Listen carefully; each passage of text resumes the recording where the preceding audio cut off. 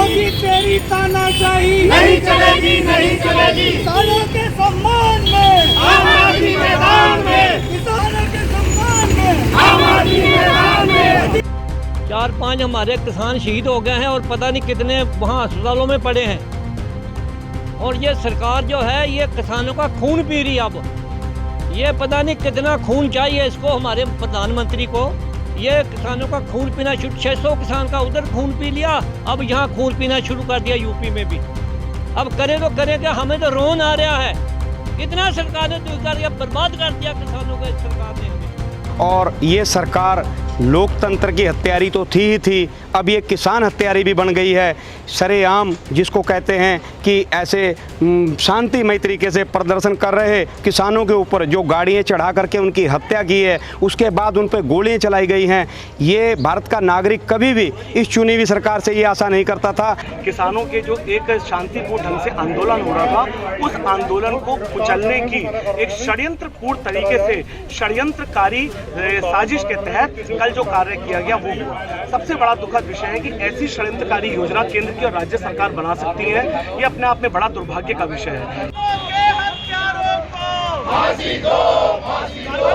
किसानों के हत्यारों को फांसी दो, फांसी दो। और उत्तर प्रदेश का लखीमपुर खीरी, कल की एक घटना ने पूरे देश को असमंजस की स्थिति में लाकर खड़ा कर दिया। एक कथित तौर पर एक बीजेपी नेता के बेटे ने जिन किसानों पर गाड़ी चढ़ाई, वहां पर तकरीबन 8 लोगों की जानें गई हैं। आपको बताना चाहूंगा जिसमें से 4 किसान थे, 3 बीजेपी के कार्यकर्ता थे और एक उस गाड़ी का ड्राइवर था जो चला रहा था, जिसको बाद में जब बवाल हुआ, मामले ने तूल पकड़ा तो किसानों ने उस गाड़ी में आग लगा दी। और कहीं ना कहीं कहा यह भी जा रहा है कि उस वक्त उस ड्राइवर की मौत भी उसी गाड़ी में हुई है। तो ऐसे में अब देखना होगा कि जिस प्रकार से ये मामला लगातार तूल पकड़ता चला जा रहा है, इस पहाड़ी राज्य बात उत्तराखंड की कर ली जाए तो यहाँ भी कहीं ना कहीं ऐसे प्रदर्शन देखने को मिले हैं जो कि सत्ताधारी पार्टी के विरोध में देखने को मिले हैं, केंद्रीय सरकार के विरोध में देखने को मिले हैं और किसानों के समर्थन में देखने को मिले हैं। काफी लंबे समय से लगातार 2 सालों से ज्यादा का वक्त बीतने वाला है और किसान अपनी मांगों को लेकर के जगह जगह प्रदर्शन कर रहे हैं, या फिर कहा जा सकता है कि देश के कोने कोने में किसानों के समर्थन में आवाजें उठती हुई नजर आ रही हैं। जितने भी किसान संगठन है वो लगातार किसान बिल को लेकर के प्रदर्शन करते हुए नजर आ रहे हैं। लेकिन ताजा मामला जो है वो उत्तर प्रदेश के लखीमपुर खीरी का है, जहां पर इस घटना के बाद इस पूरे मामले में एक नया मोड़ ले लिया है। उत्तराखंड से भी कई राजनीतिक दलों ने किसानों का समर्थन किया है और लखीमपुर खीरी के लिए रवाना भी हुए हैं। किसान संगठन जितने भी प्रदेश उत्तराखंड के थे उनमें से भी कई लोग जो है लखीमपुर खीरी के लिए रवाना हुए हैं। बात आम आदमी पार्टी की कर ली जाए तो जगह जगह प्रदर्शन और पुतला दहन के कार्यक्रम पूरे प्रदेश भर में देखने को मिले हैं। अब ऐसे में सवाल ये उठता है कि बीजेपी नेता के जिस बेटे ने उन तमाम किसानों पर गाड़ियां चलाई हैं, आखिर पूरा मामला क्या था? यहाँ पर कई लोग इस पूरे मामले के पीछे जांच की मांग भी कर रहे हैं। आप सुनिए इन तमाम प्रदर्शनकारियों का क्या कुछ कहना है। आवाज कहां से आई है प्रदेश उत्तराखंड के, वो मैं आपको बताना चाहूंगा। बाजपुर से आवाज आई है, हल्द्वानी से आवाज आई है और कहीं ना कहीं राजधानी देहरादून में भी किसानों के समर्थन में काफी ऐसे प्रदर्शन देखने को मिले हैं। उत्तर प्रदेश लखीमपुर खीरी में हुआ है जिस प्रकार से भारत सरकार के राज्य गृह मंत्री के बेटे ने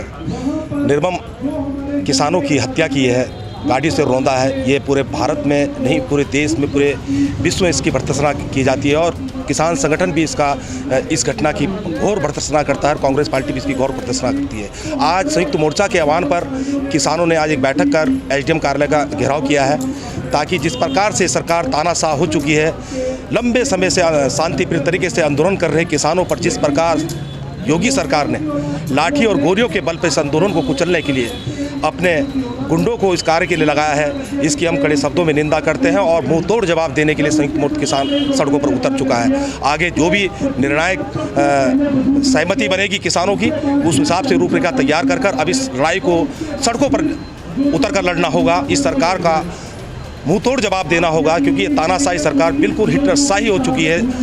किसानों की जो पीड़ा है, लंबे समय से किसान बॉर्डरों पर बैठा है, जिस पर हमारे हज़ारों किसानों ने अपना बलिदान दे दिया है। मैं मांग करना चाहता हूँ सरकार से कि जिन किसानों की शहादत हुई है, इनको सरकार 1-1 करोड़ रुपये मुआवजा दे और तत्काल भारत सरकार के गृह राज्य मंत्री को तत्काल बर्खास्त करें और उनके जो दोषी पुत्र हैं, जिन लोगों ने जघन्य अपराध किया है, इनको तत्काल गिरफ्तार कर इन्हें कठोर से कठोर दंड मिलना चाहिए। इस प्रकार की घटना भारत में तो कम से कम बर्दाश्त नहीं की जा सकती, क्योंकि भारत एक लोकतांत्रिक देश है और लोकतंत्र में अपनी बात को रखने का लोकतांत्रिक तरीके से हर आदमी को राइट दिया। हमें संविधान ने इस चीज़ को संविधान ने हमें राइट दिया है। जिस तरह से जिस बर्बरता से भाजपाइयों ने किसानों के ऊपर गाड़ियों से रौंदा है और किसानों की शहादत हुई है, उसके विरोध में यहाँ पर हमारे आम आदमी पार्टी के साथियों ने और प्रदेश में हर जगह आम आदमी के लोगों ने किसानों के सहयोग में आम आदमी पार्टी भाजपा का विरोध कर रही है और जगह जगह पुतले फूंक रही है। और इसी कड़ी में बाजपुर में भी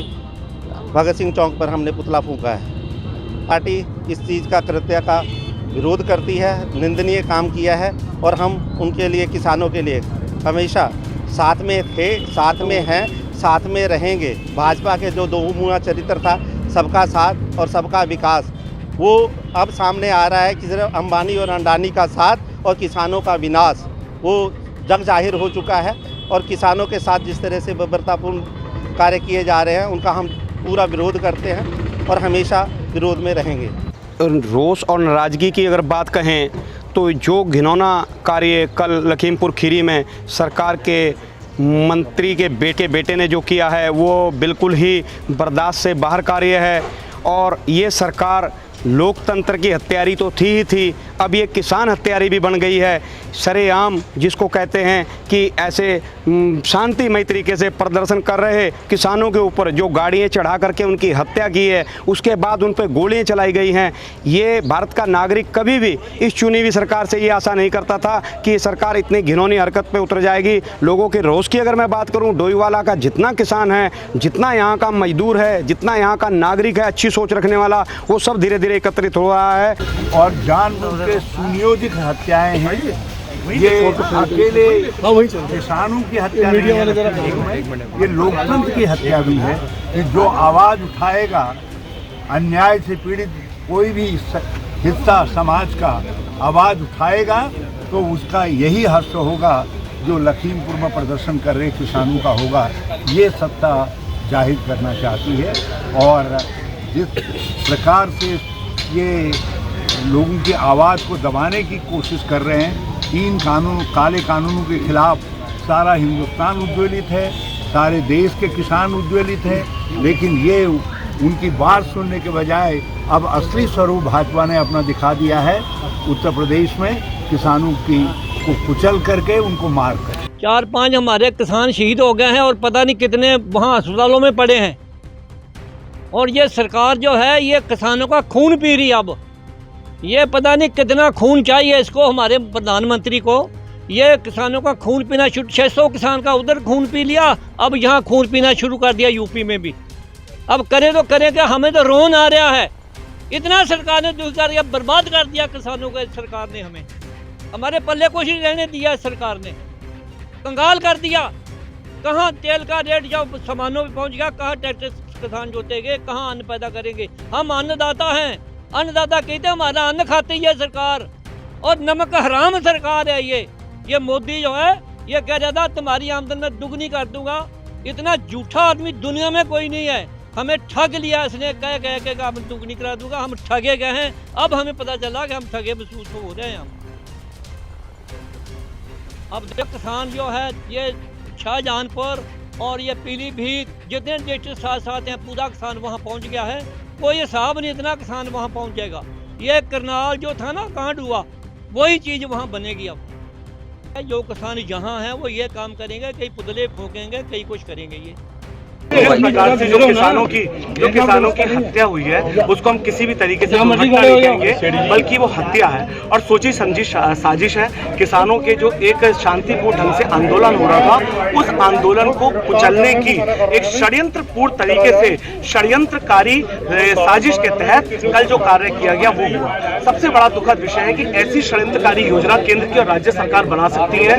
ये अपने आप में बड़ा दुर्भाग्य का विषय है कि हमारे किसान भाइयों की धरना स्थल पर उनकी मृत्यु हो जाना, उनको गाड़ी से कुचल देना, ऐसा कार्य मुझे लगता है आज तक ना कभी हुआ है ना कभी होगा। कल का दिन काले अक्षरों में इतिहास में लिखा जाएगा।